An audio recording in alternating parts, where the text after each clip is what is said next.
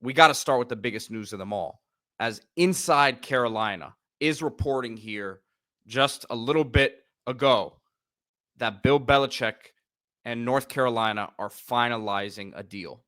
Yeah, pretty good resume for the former ACC Coastal. You're talking about 9 Super Bowl appearances, 6 titles just as the head coach, 3rd winningest coach of all time at the NFL level.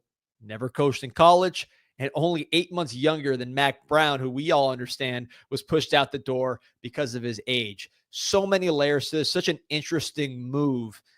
You see some things that are new and you've never seen before as far as a college program, and then some things that kind of remind you of the past and other great coaches at the college level and certain things they've done. So we'll break it all down because there's a lot to unpack with Bill Belichick to North Carolina. And you see the tweet right here. Again, the report from Inside Carolina. And this is breaking news within the last hour here, as it's been rumored here for a few days. And I think when the report first dropped, everyone was sort of like, all right, we've seen this story before of a high-profile coach's name get tossed around these college jobs that you never really, would think that there was a chance of them taking.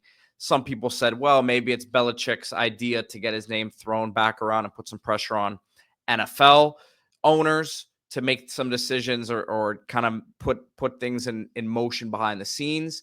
But it looks like we're inching closer here, again, as this report from Inside Carolina says that one of the greatest NFL coaches of all time is going to try his hand at the college level.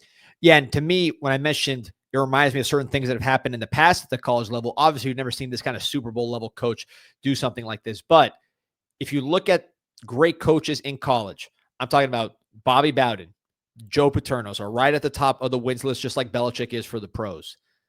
Mark Richt, not on that level, but in that neighborhood as far as a college coach. All 3 of those coaches in their later years really focus on setting up their sons.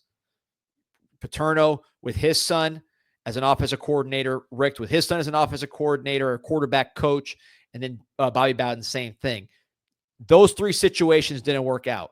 With Belichick, he has taken the job pretty obviously with the express purpose of having his son, Steve Belichick, who is on his own defensive coordinator in Washington with the Huskies, big-time program, obviously was in the college football championship last year. So it's not like he's taking his son from high school and putting him into a role. But I think what we're seeing here is his attempt to set up his son. So when Belichick retires from this job, which can't be too far, he is already in his early 70s. He set up a program where his son, as a young coach, can be long-term and sort of follow the same blueprint and put his own stamp on it. So that's clearly what allowed this situation to transpire. And it's very, very interesting considering that North Carolina has always been a program where you wanted a little more, just knowing the athletic department, knowing the location, the recruits that are there. And could this be the move that puts him over the top and makes him a playoff team? You see the tweet here from Pro Football Talk. I wonder how many college coaches opened their doors to Bill Belichick this season without realizing he was actually doing opposition research. Yeah. Interesting point there. It sounds like this all came together fast. So I'm quoting Inside Carolina here.